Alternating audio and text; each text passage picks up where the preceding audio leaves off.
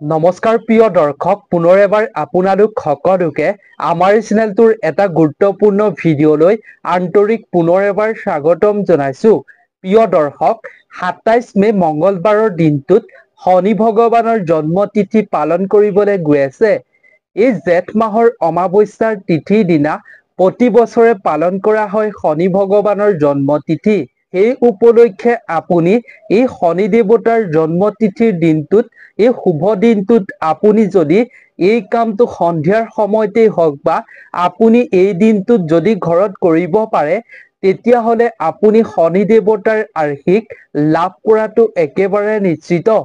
শাস্ত্ৰত কোৱা হৈছে যে যি ব্যক্তিৰ জীৱনত বাধা থাকে বা শনিৰ দশা থাকে, তেওঁলোকে যদি এই শনি জয়ন্তীৰ দিনটোত এই কামটো কৰিব পাৰে তেওঁলোকৰ ঘৰত, তেতিয়া তেওঁলোকে খুব ভাল ফল পাব আৰু শনি ভগৱানৰ কৃপা তেওঁলোকৰ ওপৰত সদায় বিৰাজমান হৈ থাকিব। সেইবাবে শনি ভগৱানৰ কৃপা পাবৰ বাবে আপুনি এই শনি জয়ন্তীৰ দিনটোত আপুনি এইটো কাম কৰিবৰ বাবে ঘৰত কেতিয়াও নাপাহৰিব।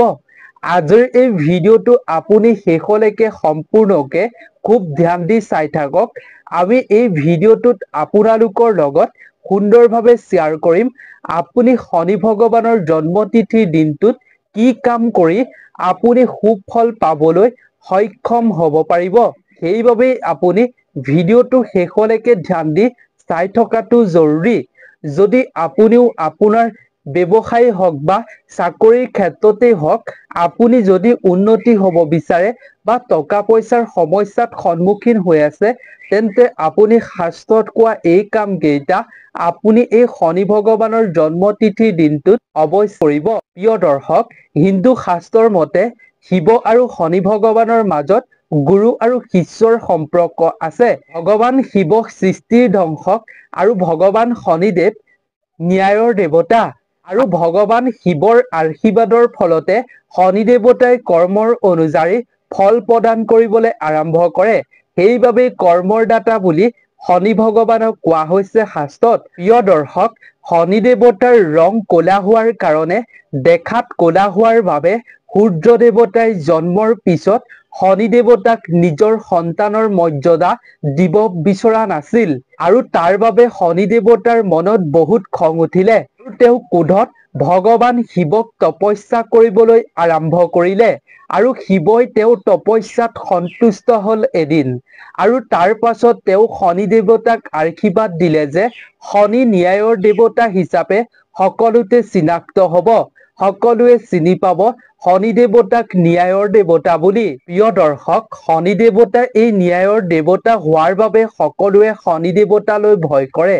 কাৰণ শনি দেৱতাই শান্তি দিব পাৰে আৰু যিয়ে অসৎ কৰ্মত লিপ্ত হয় তেওঁলোকক অশান্তি প্ৰদান কৰে। সেইবাবেই শনি ভগৱানলৈ সকলোৱে ভয় কৰে, কাৰণ শনি দেৱতা এজন ন্যায়ৰ দেৱতা। প্ৰিয় দৰ্শক, ভিডিঅ'টোৰ মাজলৈ আগবঢ়াৰ পূৰ্বে আপোনালোকক অনুৰোধ, আপোনালোকে কমেন্ট ছেকশ্যনলৈ গৈ ন্যায়ৰ দেৱতা শনি ভগৱানৰ কৃপা পাবৰ বাবে আপুনি কমেন্ট ছেকশ্যনত উল্লেখ কৰক শনি ভগৱানৰ নাম। জয় শনি ভগৱান বুলি আপুনি ভক্তি মনেৰে শ্ৰদ্ধাৰে আপুনি কমেন্টত লিখক আৰু এটা লাইক কৰক শনি দেৱতাৰ নামত। লগতে যদি আপুনি জ্যোতিষ শাস্ত্ৰৰ লগত জড়িত নজনা তথ্যসমূহ পাব বিচাৰে বা আপুনি জীৱনত উন্নতি হ'ব বিচাৰে, জীৱনৰ সমস্যাসমূহ দূৰ কৰি আপুনি সুখেৰে পৰিয়ালৰ লগত জীৱন যাপন কৰিব বিচাৰে, তেন্তে এই চেনেলটো আপুনি অৱশ্যেই ছাবস্ক্ৰাইব কৰি ৰাখিব। কাৰণ এই চেনেলটোত আমি আপোনালোকৰ জীৱনত প্ৰয়োজন হোৱা খুবেই গুৰুত্বপূৰ্ণ কথা শ্বেয়াৰ কৰোঁ আপোনালোকৰ লগত। জ্যোতিষ শাস্ত্ৰৰ লগত জড়িত বহুতো নজনা তথ্য আপোনালোকৰ লগত শ্বেয়াৰ কৰোঁ। সেইবাবে এই চেনেলটো আপুনি অৱশ্যেই ছাবস্ক্ৰাইব কৰি ৰাখিব। প্ৰিয় দৰ্শক, জ্যোতিষ শাস্ত্ৰৰ মতে শনি এনে এক গ্ৰহ যাৰ প্ৰভাৱ প্ৰতিজন ব্যক্তিৰ জীৱনলৈ আহে আৰু প্ৰতিজন ব্যক্তিৰ জীৱন আন্ধাৰ কৰি তুলিব পাৰে। সেইবাবে শনি ভগৱানৰ কৃপা প্ৰতিজন ব্যক্তিয়ে পাব বিচাৰে আৰু এই সকলোবিলাকৰ বাবে, সকলো পৰিস্থিতিৰ বাবে শনি নামটো শুনিলেই সকলোৰে মনত ভয় উপজে।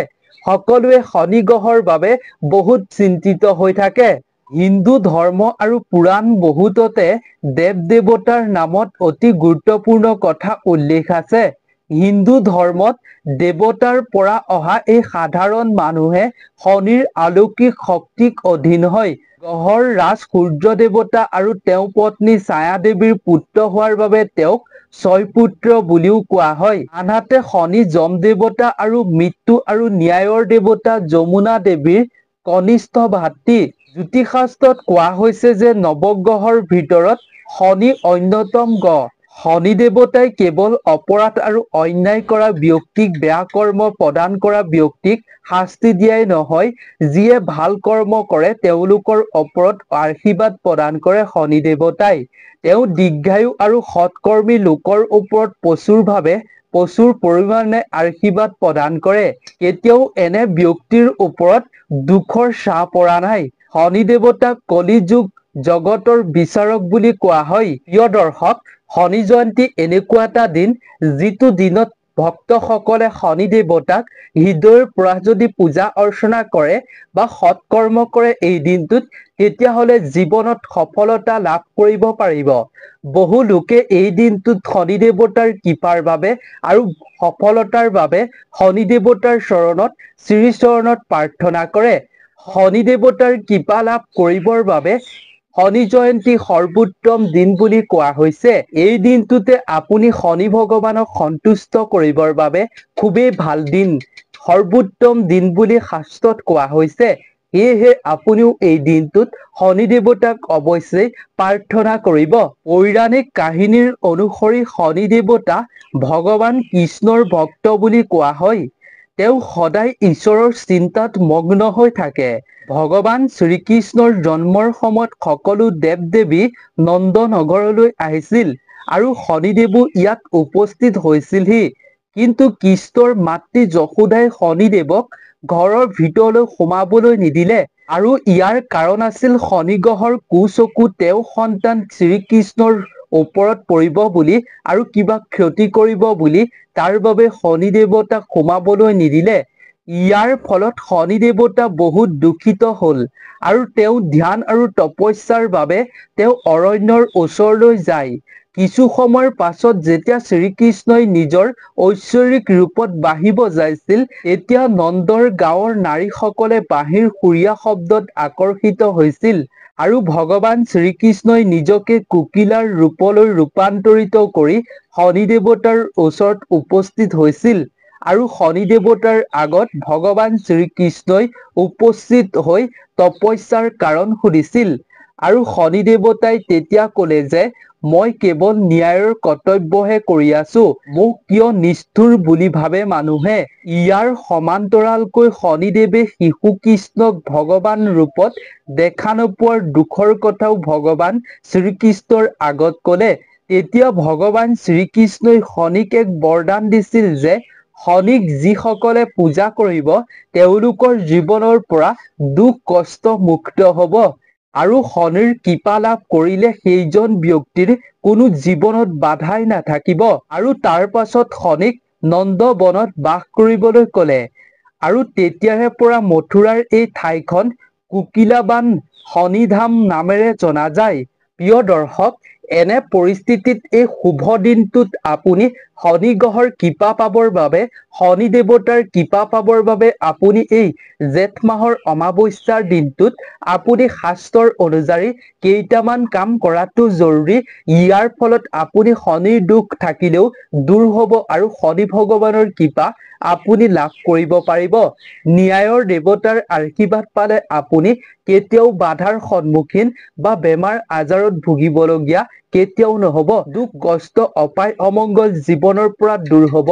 মানসিক শাৰীৰিকভাৱে আপুনি সুস্থ সবল হৈ থাকিব পাৰিব। তেন্তে আহক আমি বেছি পলম নকৰি কি কাম এই দিনটোত কৰাটো জৰুৰী আমি তাৰ বিষয়লৈ আগবাঢ়ো। প্ৰিয় দৰ্শক, আমি ভিডিঅ'টোৰ আপোনাক প্ৰথমতেই জনাইছো যে শনি জয়ন্তীৰ দিনটো শনিদেৱক পূজাৰ বাবে সৰ্বোত্তম দিন। আপুনি এই দিনটোত ব্ৰহ্ম মুহূৰ্ততে সাৰ পাই উঠি স্নান কৰি শুদ্ধ বস্ত্ৰ পৰিধান কৰি সঠিকভাৱে আপুনি শনি দেৱতাক পূজা কৰিব লাগে। তাৰ পিছত আপুনি সৰিয়হৰ তেল মিহলি কৰি আপুনি শনি দেৱতাক অভিষেক কৰিব লাগে। কিন্তু যদি আপুনি সৰিয়হৰ তেলেৰে আপুনি অভিষেক কৰিব পাৰে, তেতিয়া আপোনাৰ জীৱনৰ সকলো দুখ কষ্ট দূৰ হ'ব, শনিৰ দোষৰ পৰা আপুনি মুক্ত হ'ব পাৰিব। যদি কোনো ব্যক্তিৰ জন্ম কুণ্ডলীত শনিৰ দোষ থাকে, তেন্তে শনি জয়ন্তীৰ দিনা শনি মন্দিৰলৈ গৈ অশ্বস্থ গছত পানী আগবঢ়াব লাগে। লগতে এই দিনটোত আপুনি শনি চালিচা আবৃত্তি কৰি শনি দেৱতাৰ মন্ত্ৰ অৱশ্যেই জপ কৰিব লাগে। শনি জয়ন্তীৰ দিনটোত আপুনি সৰিয়হৰ তেলেৰে আপুনি ৰুটি প্ৰস্তুত কৰি ৰুটি বনাই আপুনি ক'লা কুকুৰক খুৱাব লাগে, কাউৰীক খুৱাব লাগে। তেনে কৰাটো শাস্ত্ৰৰ অনুযায়ী অত্যন্ত শুভ বুলি গণ্য কৰা হৈছে। জ্যোতিষ শাস্ত্ৰৰ মতে কোৱা হৈছে যে 2025 বৰ্ষৰ শনি জয়ন্তী এইবাৰ মঙ্গলবাৰে পৰিছে, আৰু মঙ্গলবাৰৰ দিনটো যিহেতু হনুমানৰ নামত উৎসৰ্গিত, সেইবাবে আপুনি এই শনি জয়ন্তী অমাৱস্যাৰ দিনা আপুনি হনুমানকো পূজা অৰ্চনা কৰিব লাগে। আপুনি সেইবাবে হনুমান চালিচাও এই দিনটোত আবৃত্তি কৰাটো জৰুৰী। আপুনি এই দিনটোত বীৰ হনুমানৰ শ্ৰীচৰণত আপুনি জেচমিন তেল আগবঢ়াব লাগে। ৰঙা বস্তু আপুনি আগবঢ়াব লাগে এই দিনটোত।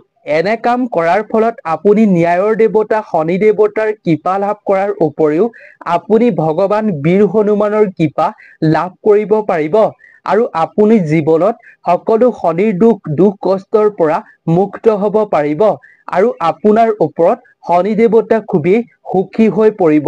এনে কাৰ্য আপুনি এই দিনটোত কৰাৰ ফলত আপুনি এই দিনটোত শনি দেৱতাক পূজা কৰিলে আপুনি সেই পূজাত ক'লা বস্তুহে অৰ্পণ কৰিব।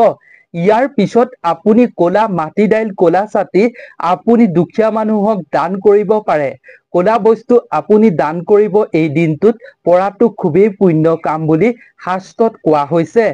প্ৰিয় দৰ্শক, শনি জয়ন্তীৰ দিনা আপুনি অশ্বস্থ গছৰ তলত চাকি বন্তি জ্বলোৱাৰ উপৰিও আপুনি শনি জয়ন্তীৰ দিনা সন্ধিয়া এটা তামোল লৈ আপুনি মূৰৰ ওপৰত 7 বাৰ আপুনি ঘূৰাই তাৰ পিছত তামোলটো আপুনি বোৱতী নৈত আপুনি উটুৱাই দিব লাগে। লগতে আপুনি এই শনি জয়ন্তীৰ দিনটোত ক'লা মাছক আপুনি ক'লা দাইল পিহি পিঠা বনাই আপুনি সন্ধিয়াৰ সময়ত খুৱাব পাৰে। তেনে কৰিলে আপুনি শনিৰ কুপ্ৰভাৱৰ পৰা মুক্ত হৈ থাকিব পাৰিব, আৰু সকলো সমস্যাৰ পৰা আপুনি মুক্ত হৈ থাকিব পাৰিব। জীৱনত সমস্যা থাকিলেও নাশ হৈ পৰিব এনে কাৰ্য কৰাৰ ফলত। শনি জয়ন্তীৰ দিনা আপুনি আপোনাৰ ঘৰৰ মুখ্য দুৱাৰৰ সন্মুখত আপুনি সৰিয়হৰ এগছি শুদ্ধ প্ৰদীপ অৰ্পণ কৰিব।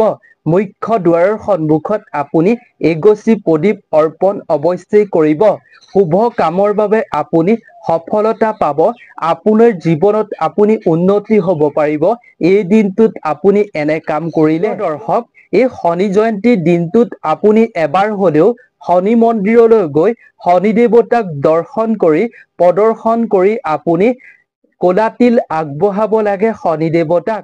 লগতে প্ৰিয় দৰ্শক, শনি জয়ন্তীৰ দিনটোত আপুনি উপবাস থাকিবলৈ চেষ্টা কৰিব পৰাপক্ষত, আৰু আপুনি উপবাস থাকি যদি ক'লা কাপোৰ পিন্ধি শনি দেৱতাক আপুনি পূজা কৰে, তেতিয়া অতি সোনকালে শনি ভগৱান প্ৰসন্ন হয় বুলি শাস্ত্ৰত কোৱা হৈছে। কেৱল ইমানেই নহয় প্ৰিয় দৰ্শক, শনি জয়ন্তীৰ দিনটোত আপুনি স্নান নকৰাকৈ কেতিয়াও নাথাকিব, অৰ্থাৎ গা নোধোৱাকৈ কেতিয়াও নাথাকিব, নহ'লে আপোনাৰ জীৱনত শনিৰ কুপ্ৰভাৱ পৰিব পাৰে। শনিৰ কুদৃষ্টি আপোনাৰ ওপৰত পৰিলে আপুনি জীৱনত বিভিন্ন সমস্যাৰ সন্মুখীন হ'ব। সেইবাবে এই দিনটোত স্নান নকৰাকৈ আপুনি কেতিয়াও নাথাকিব। গতিকে প্ৰিয় দৰ্শক, আপুনিও যদি ন্যায়ৰ দেৱতাৰ কৃপা লাভ কৰিব বিচাৰে, শনি মহাৰাজৰ কৃপা আপুনি লাভ কৰি জীৱনত আপুনি সমস্যা দূৰ কৰিব বিচাৰে, বাধা অপায় অমংগল দুখ কষ্ট দূৰ কৰি সুস্বাস্থ্য জীৱন লাভ কৰিব বিচাৰে, তেন্তে আপুনি এইসমূহ কাম এই দিনটোত কৰাটো খুবেই জৰুৰী। এই দিনটোত এইসমূহ কাম কৰাৰ ফলত আপুনি সেই দুখ কষ্ট অপায় অমংগল বাধা বিঘিনিৰ পৰা আপুনি মুক্ত হৈ এটা সুস্থ সবল জীৱন যাপন আপোনাৰ পৰিয়ালৰ লগত আপুনি সুখেৰে থাকিব পাৰিব। পৰিয়ালৰ মাজত সুখ সমৃদ্ধিৰে ভৰি থাকিব আৰু আপুনি এই কামসমূহ কৰাৰ পাছত শনি নামটো শুনিলে আপোনাৰ মনলৈ কেতিয়াও ভয় নাহিব। শনি দেৱতা ন্যায়ৰ দেৱতা, ভাল কৰ্ম কৰক, ভাল ফল আপোনাক অৱশ্যেই শনি দেৱতাই দিব। কেতিয়াও আপোনাক ভাল ফল কৰিলে বেয়া ফল কেতিয়াও নিদিয়ে শনি দেৱতাই। শনি দেৱতাৰ ওপৰত আপুনি বিশ্বাস কৰি আপুনি এই কাম কৰক। শনি জয়ন্তীৰ দিনা আপুনি নিজে ইয়াৰ ফল পাবলৈ সক্ষম হ'ব পাৰিব। গতিকে প্ৰিয় দৰ্শক, আজিৰ এই ভিডিঅ'টো ইমানেই আছিল। যদি ভিডিঅ'টো চাই ভাল পালে তেন্তে আৰু 10 জনেও জনাকৈ এই ভিডিঅ'টো সকলোৰে লগত শ্বেয়াৰ কৰিব। গতিকে নতুন এটা ভিডিঅ'ৰ লগত আপোনালোক সকলোকে লগ পাম। আপোনালোক সকলো ভালে থাকক, সুস্থ থাকক, তাৰেই আমিও কামনা কৰিলো। নতুন এটা ভিডিঅ'ৰ লগত আপোনালোক সকলোকে লগ পাম। ধন্যবাদ।